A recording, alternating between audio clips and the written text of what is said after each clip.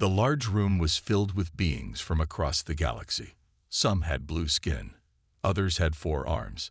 A few even floated above their seats. They all looked at the human man on stage.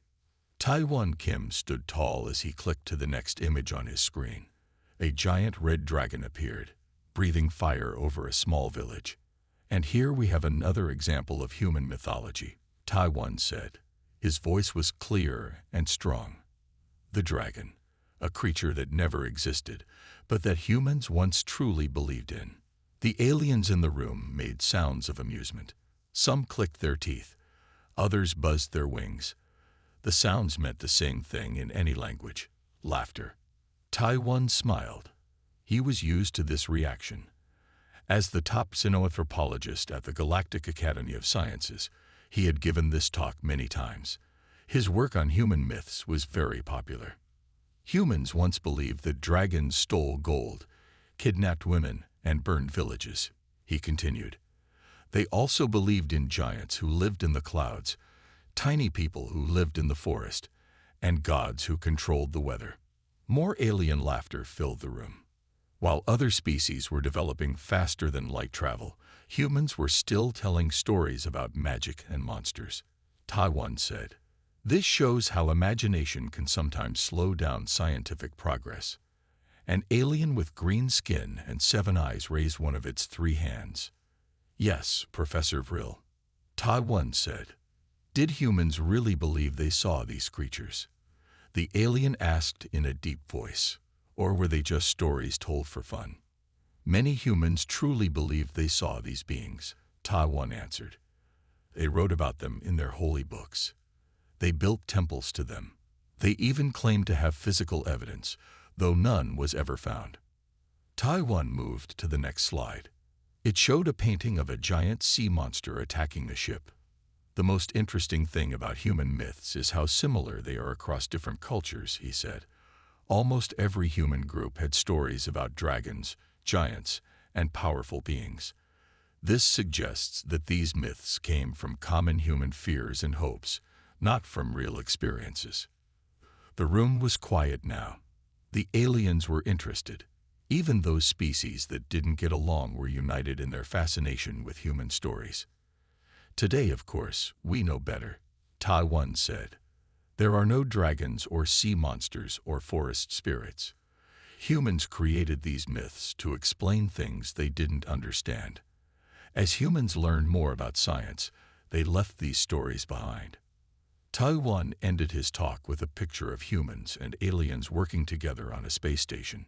"And now humans work alongside all of you as equals in our galactic community," he said.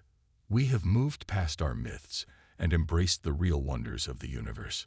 The aliens clapped, tapped, or vibrated their approval. The talk was over. As the room emptied, Taiwan packed up his things. He felt good. His talks always went well. Aliens loved to hear about the silly things humans once believed. "Professor Kim." Taiwan looked up. A human man stood in front of him. He wore a simple black uniform with 5 silver stars on the collar. His face had a long scar from his left eye to his jaw. "Yes," Taiwan said. "My name is Do-hyun Park," the man said. "I enjoyed your talk." Taiwan recognized the name right away. Everyone in the galaxy knew Do-hyun Park. He was the hero of the Battle of Proxima Centauri. His actions had saved millions of lives and helped end the galactic conflict. "Thank you, Commander Park," Taiwan said with a small bow. "It's an honor to meet you." Do-hyun smiled, but his eyes were serious. "I found your talk very interesting, but I think there's something you should know about human myths." "Oh." Taiwan raised an eyebrow. "What's that?" Do-hyun looked around to make sure no one was listening. Then he leaned closer to Taiwan. "They're not myths," he said quietly, "and I can prove it." Taiwan stared at Do-hyun. Was the famous war hero joking? He had to be. "Commander Park, with all respect, I've studied human myths for 20 years, Taiwan said. "There is no evidence that dragons or giants ever existed." Do-hyun's face did not change. "Would you be willing to hear me out?" In private, Taiwan looked at his watch. He had another lecture in 2 hours. But this was Do-hyun Park, the hero who had saved the human fleet when all seemed lost. If he wanted to talk about dragons, Taiwan could spare some time. "All right," Taiwan said. "Where would you like to talk?" "My quarters are on level 7 of this station. We can talk there." As they walked through the space station, many aliens and humans stopped to look at Do-hyun. Some saluted, others simply stared. The war hero nodded politely, but kept walking. Taiwan felt strange walking next to such a famous person. Do-hyun Park was in history books. Children played with action figures made to look like him. And now he was telling Taiwan that human myths were real. The door to Do-hyun's quarters slid open. Taiwan's eyes widened as he stepped inside. The room was filled with strange objects. A stone tablet with markings Taiwan had never seen. A jar that seemed to glow from within. A sword that looked ancient but somehow brand new at the same time. "These are unusual decorations," Taiwan said. "Not decorations," Do-hyun replied. "Evidence." Do-hyun pointed to a small table with 2 chairs. They sat down, and Do-hyun pressed a button on his wrist device. The lights dimmed slightly. "What I'm about to tell you might sound crazy," Do-hyun said, "but I need you to listen with an open mind." Taiwan nodded, though he wasn't sure he could do that. He was a scientist. He believed in facts and evidence. "Would you mind if I record our conversation?" Do-hyun asked. "What I have to say is important. It should be saved." Taiwan felt uneasy, but nodded again. Do-hyun pressed another button on his wrist device, and a small light began blinking. "Let me start with a question," Do-hyun said. "In your studies of human myths, have you ever wondered why so many different human cultures had stories about the same types of beings?" "It's because humans share the same fears and hopes," Taiwan answered quickly. "All humans fear large predators, so they created dragons. All humans want to explain bad weather, so they created storm gods." Do-hyun shook his head. "That's what I used to think too. But there's another explanation. What if humans all over the world saw the same things?" Taiwan sighed. "Commander Park, many cultures also believe the world was flat. That doesn't mean it is." "True," Do-hyun said, "but let me tell you why I believe differently now." Do-hyun rolled up his sleeve to show a strange mark on his arm. It looked like a burn, but the shape was too perfect, like a symbol or letter from a language Taiwan didn't know. "Do you know what this is?" Do-hyun asked. Taiwan shook his head. "This mark appeared on my arm after the Battle of Proxima Centauri," Do-hyun said. "After I saw something that wasn't supposed to exist." He stood up and walked to a small safe in the wall. He pressed his hand against it, and the door opened. From inside, he took out a small metal box. "In here is proof that human myths are based on reality," Do-hyun said. "But before I show you, I need to tell you my story. I need you to understand how I learned the truth." Do-hyun's eyes looked different now, older somehow, and full of secrets. "It started when I was a child," he said. "In a small village in Korea, my grandmother told me stories about mountain spirits and dragons. I thought they were just stories until one night when I was 10 years old." Taiwan found himself leaning forward, despite his skepticism. "What happened that night?" he asked. Do-hyun looked directly into Taiwan's eyes. "That was the first time I saw a dragon," he said, "and it was only the beginning." Taiwan tried to keep his face calm, but inside he felt confused.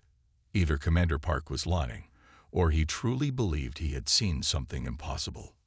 "Please, tell me about this dragon," Taiwan said carefully. Do-hyun nodded and sat back in his chair. His eyes looked far away, as if he was seeing the past.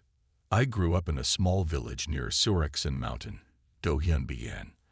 "My parents worked long hours, so my grandmother watched me. Every night, she told me stories about the mountain spirits and the great dragons that lived in the deep lakes." He smiled at the memory. I love those stories. My grandmother said our family had a special connection to the spirits. She said they had protected our family for many generations. I thought they were just my stories to help me sleep. Do Hyun's face grew more serious. When I was 10, I went hiking in the mountains with some friends. A storm came suddenly. The rain was heavy, and we all ran in different directions. I got lost. Taiwan leaned forward despite himself. The war hero was a good storyteller. Night came. I was cold, wet, and scared. I found a small cave and hid there. I cried for hours, sure that I would die on that mountain. Do Hyun stood up and walked to a shelf. He picked up a small stone that seemed to shimmer with an inner light. Then I saw eyes in the darkness outside the cave. They glowed green, like this stone. I thought it was a bear or a tiger. I was too scared to move. He put the stone down and turned to Taiwan. But it wasn't a bear. Something huge moved in the darkness. Something long and snake-like, but much bigger than any snake. Its scales shone like jade, even in the darkness. It had 4 short legs and a long body. Its head was large, with whiskers that moved like seaweed underwater. An imuji, Taiwan said, naming the dragon-like creature from Korean mythology. Yes, Do Hyun said, looking surprised. Exactly that, but not a myth. Real, as real as you and me. Taiwan stayed silent. He wanted to hear the rest. I should have been terrified, but strangely, I wasn't. The creature made a sound. Not quite a growl, not quite a song. It calmed me. Then it turned and started to move away. It looked back at me, as if it wanted me to follow. Do Hyun returned to his seat. I followed it. The rain had stopped, but the mountain paths were dangerous. The creature led me along safe paths. Whenever I slipped, it was there, its body blocking my fall. By morning, it had led me to a road where search teams found me. Did you tell anyone what you saw? Taiwan asked. I tried. No one believed me. They said I was confused from being alone in the storm. Even my grandmother just smiled and said I had a good imagination. So I stopped talking about it. Do Hyun took a sip from a water glass on the table. I almost convinced myself it was a dream. Years passed. I joined the space fleet. I forgot about the creature. Until I saw it again. Again. Taiwan couldn't hide his surprise. Where? During my first space battle. I was a young officer on the UES Daejin. We were fighting pirates near Saturn. My ship was hit badly. I was trapped in a damaged section. The air was leaking out. I knew I would die. Do Hyun's voice was steady, but Taiwan could see a slight tremor in his hands. Then I saw it, the same creature, somehow there in space. Not physical, more like, made of light and energy. It moved through the ship's hull as if it wasn't there. It led me to an escape pod I didn't know existed. I lived when everyone in that section died. He looked directly at Taiwan. After that, it appeared to me before every major battle. It never spoke, but somehow I understood what it wanted me to do. And every time I followed its guidance, I survived. My ship survived. My people survived. Do Hyun opened the metal box he had taken from the safe. Inside was a small device. This is a personal scanner from my suit during the Battle of Proxima Centauri, he said. It recorded something that shouldn't exist, something that saved us all. He handed the device to Taiwan. This is just the beginning of my proof, Professor Kim. Are you ready to see more? Taiwan looked at the small device in his hand. It was a standard military scanner, the kind all space fleet officers wore during battle. Commander Park, Taiwan said carefully, I respect you greatly, but I am a scientist. I need more than just stories. Do Hyun nodded. I understand. Turn on the device. Taiwan pressed the small button on the side of the scanner. A hologram appeared above it. At first, it showed normal battle data, oxygen levels, radiation readings, and ship positions. Then the image changed. Something large moved across the screen. It was hard to see clearly, like a heat wave in the air.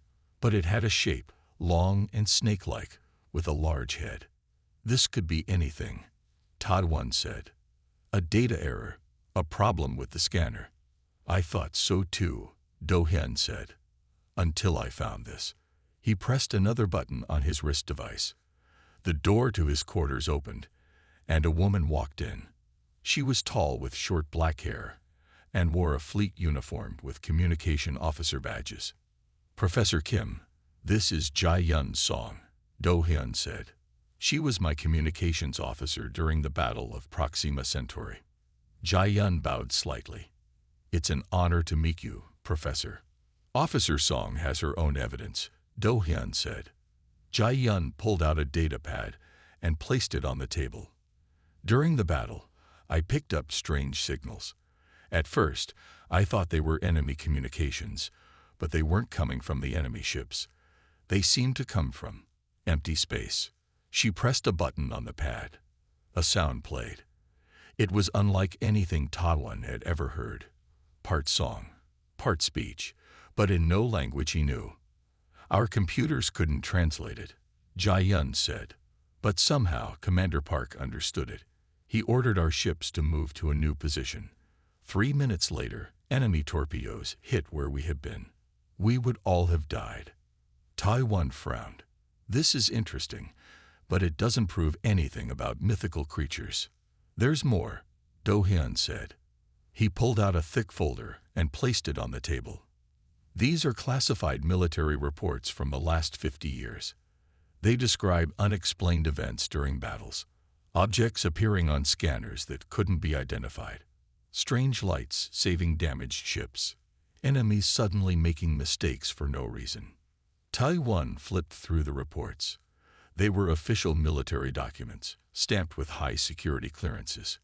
In every case, Do-hyun continued, these events happened when human forces were about to be defeated, when we faced destruction. Jae-yun spoke up. I've seen it 3 times now. Not just images on a scanner, but with my own eyes.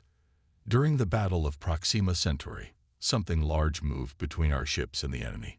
It absorbed energy weapons that should have destroyed us. What are you suggesting? Ta-one asked. That Korean dragons are real, and they help us in space battles. Not just Korean dragons, Do-hyun said. All the protective beings from human myths. They've always been with us, hiding, watching, helping when we most needed.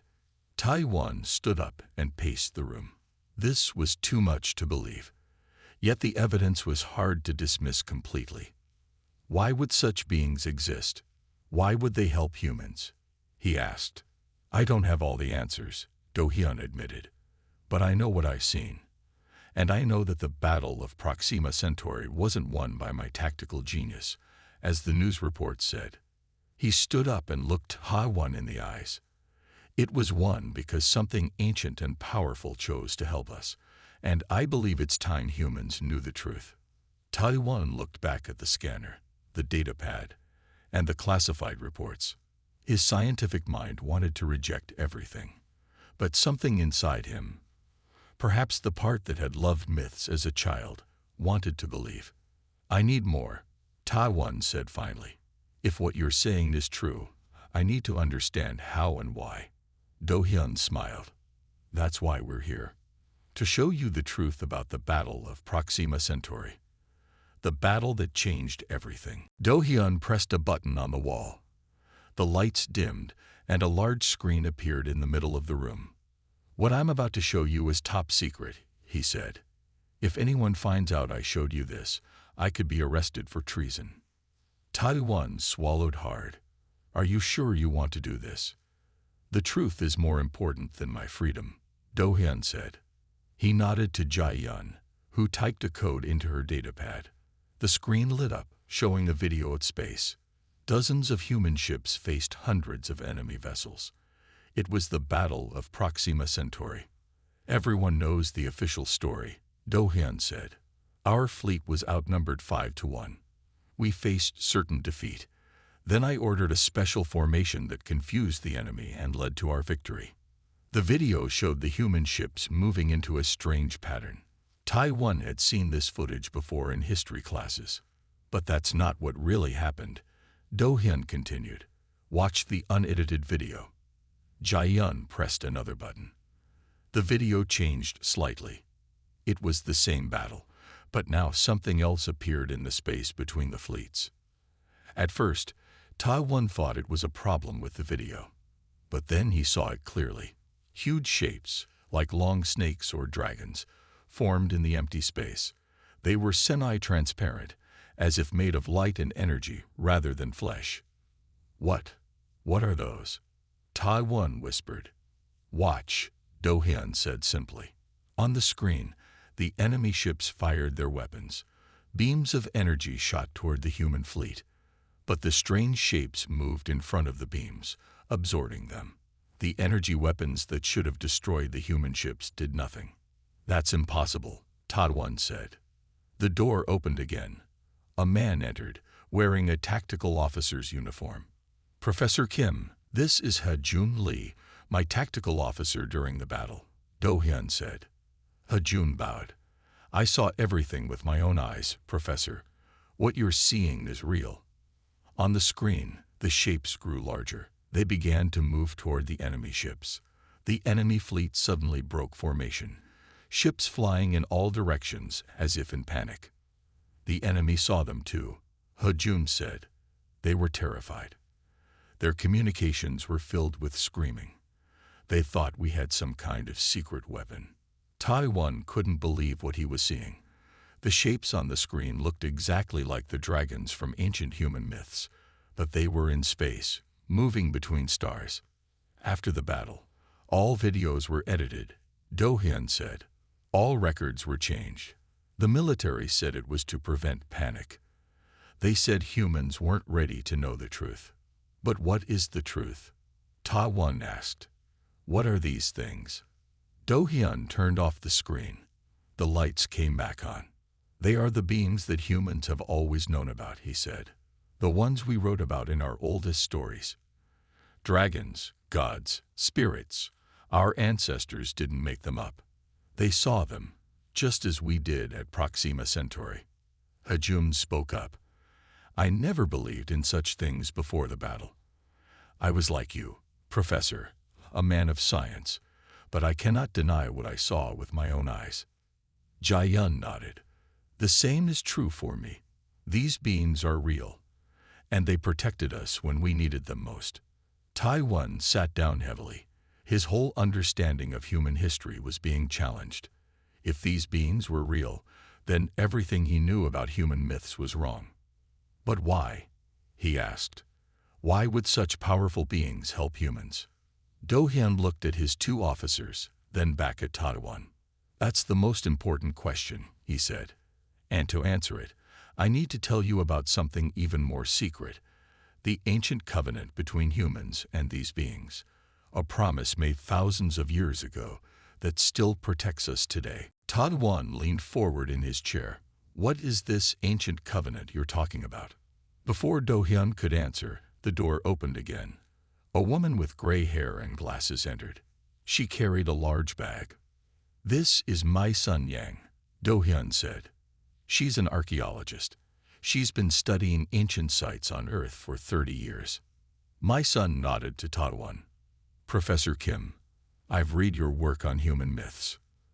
Dr. Yang has found something important, Do-hyun said. Something that connects to what we saw at Proxima Centauri. My son opened her bag and took out several photographs. She laid them on the table. They showed cave paintings, stone carvings, and clay tablets from different parts of Earth. These come from different times and places, she said. China, Egypt, Mexico, Norway, South Africa. They span over 5,000 years of human history. But look at this symbol. She pointed to a strange mark on each image. It was the same in all of them. A curved line with 3 small circles above it. This symbol appears in ancient sites all over Earth, my son said. Always with pictures of powerful beings helping humans. The oldest one we found is 12,000 years old. Taiwan looked at the symbol, then at Do-hyun's arm. The mark on the commander's arm was the same shape. "How did you get that mark?" Taiwan asked. "It appeared after the battle," Do-hyun said, "when one of the beings touched our ship." My son continued, "According to my research, this symbol represents a promise, a covenant between humans and these powerful beings." "What kind of promise?" Taiwan asked. Do-hyun took a deep breath. "The beings agreed to protect humans in times of great danger. In return, humans promised something to them." "What did we promise?" Taiwan asked. "That's what we're still trying to understand," my son said. "Ancient texts mention rituals, special words, and actions humans performed, but the exact details were lost over time." Hajum spoke up. "We think the beings are not gods or magic creatures. They're ancient intelligences. They evolved in our universe long before any current species. They exist in ways we can barely understand." "Think about it," Jae-yun added. "To primitive humans, these beings would have seemed magical, like gods or monsters. The stories about them became our myths." Taiwan looked at the photos again. "If these beings are real, why don't they show themselves openly?" "They only appear when humans face extinction," Do-hyun said. "The Battle of Proxima Centauri wasn't just another fight. If we had lost, the enemy would have destroyed Earth." My son nodded. "According to my research, these beings have appeared at key moments throughout human history, during plagues, wars, natural disasters, times when humans might have died out." She pulled out an old book. This text from Korea, written 800 years ago, describes a great dragon saving a village from a tsunami. The writer draws the same symbol we've been discussing. Taiwan felt overwhelmed. If all this was true, human history needed to be completely rewritten. "But why help humans specifically?" he asked. "Why not help other species?" Do-hyun and my son exchanged looks. "We believe they do," my son said. "Other species have their own myths about protective beings. We think each intelligent species might have its own protectors." "Which leads us to the most important part," Do-hyun said seriously. "The reason we're telling you all this now." He looked at each person in the room before continuing. "These beings don't just appear randomly. They come when they're needed. And according to everything we've learned, they're gathering now. All of them. From every species mythology." Taiwan felt a chill run down his spine. "What does that mean?" he asked. Do-hyun's face was grim. "It means something is coming. Something so dangerous that all the protective beings are preparing for it. Something that threatens not just humans, but all life in the galaxy." A heavy silence filled the room. Taiwan looked at each face. Do-hyun, Jae-yun, Hajum, and my son. They all appeared deadly serious. "If what you're saying is true," Taiwan said slowly, "why keep it secret? Why not tell everyone?" Do-hyun sighed. "That's a complicated question. The simple answer is fear." "Fear of what?"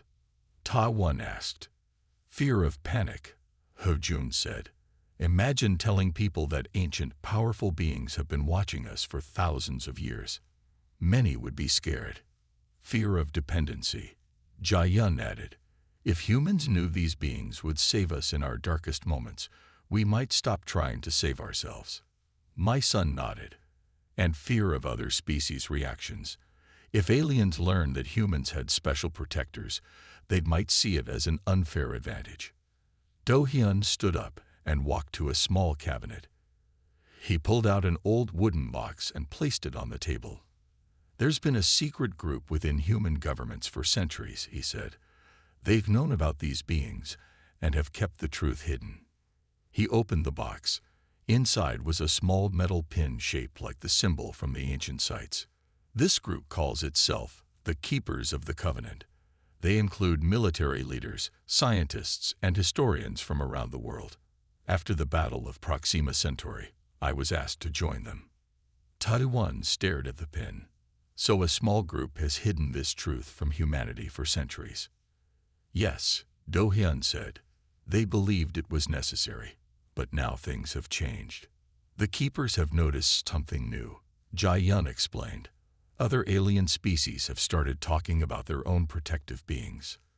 Ha-jun pointed to a datapad. The Zentari have ancient stories about crystal guardians that saved them from disasters. The Volaks have myths about energy beings that guided their early space travel. These stories are very similar to our own myths. At first, we thought these were just stories, like you did with human myths, my son said to Taiwan. But now we have evidence that they're real too. Do-hyun's face grew more serious. 3 months ago, a Zentari ship was attacked by pirates near their home world. Their fleet was about to be destroyed when something happened, something very similar to what we saw at Proxima Centauri. He showed Taiwan another video. Giant crystal-like shapes appeared between the Zentari ships and the pirates. They blocked weapons fire and scared away the attackers. The Zentari call them the Crystal Guardians, Jae-yun said, just like in their myths. Taiwan's mind was racing. So every intelligent species has its own protectors, beings that match their ancient myths. Exactly, Do-hyun said. And the keepers of the covenant have decided it's time to break the silence. That's why I'm telling you all this. Why me? Taiwan asked. Because you're respected. People listen to you. And because you've spent your life studying human myths. You can help people understand the truth. Do-hyun looked Taiwan in the eyes. The keepers want you to join us, to help prepare humanity for what's coming. What exactly is coming? Taiwan asked. Do-hyun glanced at the others before answering. We don't know for sure, but the protective beings are gathering. Not just human ones, but those of all species. They're preparing for something. He showed Taiwan a star map. Several areas were marked in red. These are places where our long-range scanners have detected strange energy patterns, the same kind of energy the dragon-like beings at Proxima Centauri gave off. My son pointed to the map. They're gathering at the edge of our galaxy, watching something approaching from deep space. Whatever it is, Ha-jun said quietly, it must be extremely dangerous if all the protective beings are preparing to fight it. Do-hyun placed a hand on Taiwan's shoulder. We need you, Professor. Humanity needs you. Will you help us? Taiwan sat quietly for a long moment. His entire worldview had been turned upside down in just a few hours. Everything he had taught, everything he had believed about human myths was wrong. I need time to think, he finally said. Do-hyun nodded. I understand, but we don't have much time. A soft beep came from Jae-yun's datapad. She looked at it, and her face turned pale. Commander, we just got an urgent message from the outpost near the Orion Nebula, she said. They've detected something. Big. Do-hyun looked at her sharply. Show us. Jae-yun connected her pad to the wall screen. A video feed appeared showing a space station. A nervous-looking officer was speaking. This is Captain Kang from Outpost 7, the officer said. We've detected an anomaly at the edge of our sensor range. It's unlike anything we've ever seen. The video switched to show a star field. At first, Taiwan saw nothing unusual. Then he noticed it, a dark patch where stars should be. Something was blocking the light from distant stars. Whatever it is, it's massive, Captain Kang continued. Bigger than a planet, and it's moving toward populated space. Has it responded to communications? Do-hyun asked. No, sir. We've tried all frequencies. No response. The feed suddenly became static, then cleared. Captain Kang looked frightened now. Commander Park, something else just appeared. Multiple objects, moving fast. The camera shifted again. Taiwan gasped. Huge shapes of light and energy were visible against the darkness of space. Some looked like dragons. Others resembled giant birds or sea creatures. There were dozens of them. The protective beings, my son whispered. They're gathering. Captain, Do-hyun said urgently, Do not engage. I repeat, do not engage with any of these entities. Continue monitoring and report any changes." "Yes, sir," Captain Kang replied. "But, sir, some of the station crew are saying they can hear voices in their heads, strange words in languages they don't know." Do Hyun and Jae Hyun exchanged worried looks. "Send me the full data," Do Hyun ordered, "and prepare to evacuate if necessary." The transmission ended. The room was silent for a moment. "This is what we feared," He Jun said quietly. "It's starting." Do Hyun turned to Taiwan. "Now do you understand why we need your help? This isn't just about human myths anymore. This is about the survival of all intelligent life." Taiwan felt a chill run down his spine. "What is that dark thing? The one blocking the stars?" "We don't know exactly," my son said. "But based on ancient texts from several species, we believe it might be what the texts call the Devourer." "The what?" Taiwan asked. "A being from outside our galaxy," she explained. "The texts say it feeds on consciousness itself, on the minds of intelligent creatures." Jae-yun pulled up more data on her pad. "Our intelligence suggests it has destroyed multiple civilizations in other galaxies. It leaves dead worlds behind.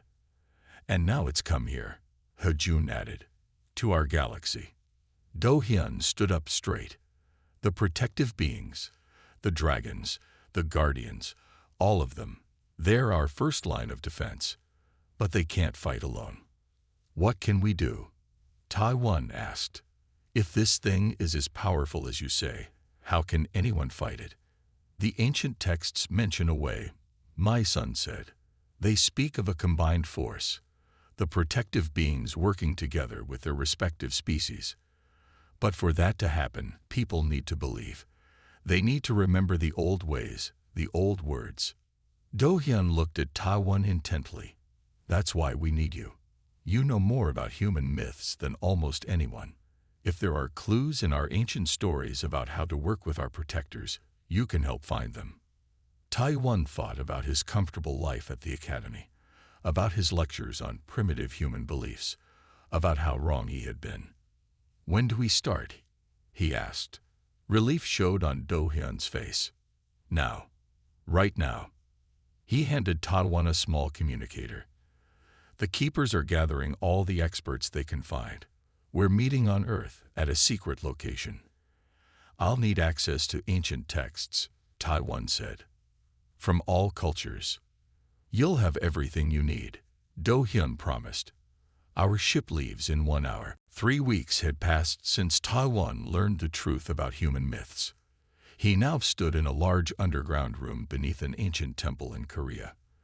The walls were covered with old symbols, the same symbol he had seen in my son's photographs and on Do Hyun's arm.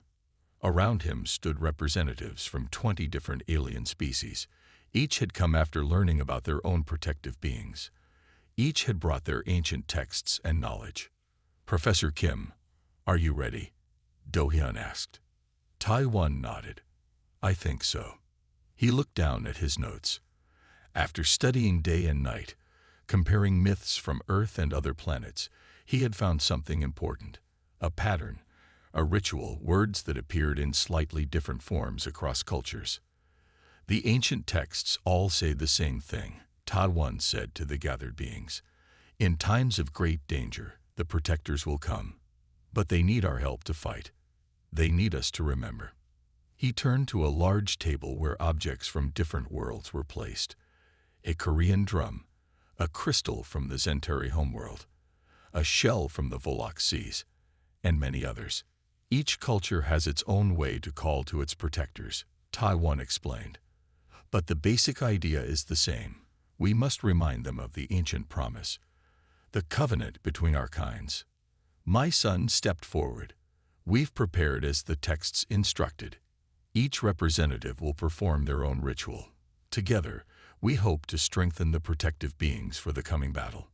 Outside, above the temple, the sky had turned strange. Reports came in from across the planet of unusual lights in the heavens. The devourer was still far away, but its influence was already being felt. Taiwan took a deep breath. 3 weeks ago, he would have laughed at what they were about to do. Now he knew better. "Let us begin," he said. One by one, representatives from each species performed their rituals. The Zentari representative held up a crystal and spoke words in a musical language. The Volaks blew into a spiral shell, making a haunting sound. Each ritual was different, yet somehow the same. When it was Earth's turn, Taiwan, Dohyun, Jaiyun, Hejun, and my son gathered around the Korean drum. According to our oldest texts, Taiwan said, "This rhythm will call to our protectors. It will remind them of our covenant." My son began to beat the drum in a slow pattern. The others joined in with ancient words, a chant that had been pieced together from texts around the world. As they continued, Taiwan felt something change in the air, a heaviness, a presence. The hair on his arms stood up. Suddenly, one wall of the underground room seemed to disappear. Through it, Taiwan could see stars, as if they were in space, not underground. And among the stars, something moved, a long snake-like body, a head with whiskers, eyes that glowed green. The Imuji, the Korean dragon. It was here, watching them. Other beings appeared beside it, creatures from other worlds' myths. They seemed to be waiting, listening. Do-hyun stepped forward. The mark on his arm was glowing. "We remember our promise," he said to the watching beings. "We will fight alongside you." The Imudi's eyes seemed to look directly at Taiwan. He felt a strange sensation, as if words were forming in his mind. "We have always been here," the voice seemed to say, "waiting for you to remember." Taiwan had spent his life teaching that human myths were just stories. Now he stood before the truth, and it was more amazing than any story could be. The wall became solid again. The vision of space and stars disappeared. But Taiwan knew the protective beings were still there, invisible but present. "Did it work?" someone asked. Before anyone could answer, Jaiyun's communicator beeped. She listened, then looked up with wide eyes. "The devourer has changed course," she said. "It's moving more slowly. And the protective beings, they're attacking it." A cheer went up from the gathered representatives. Do-hyun turned to Taiwan with a smile. "It's just the beginning of a long battle. But for the first time, I think we have a chance." Taiwan nodded. He had a lot of work to do. His lectures would need complete rewriting. Human history would need to be reconsidered. And he had a feeling his book on human myths was about to become the most popular text in the galaxy. Human myths weren't a joke after all. They were the memory of an ancient promise, a promise that might just save them all.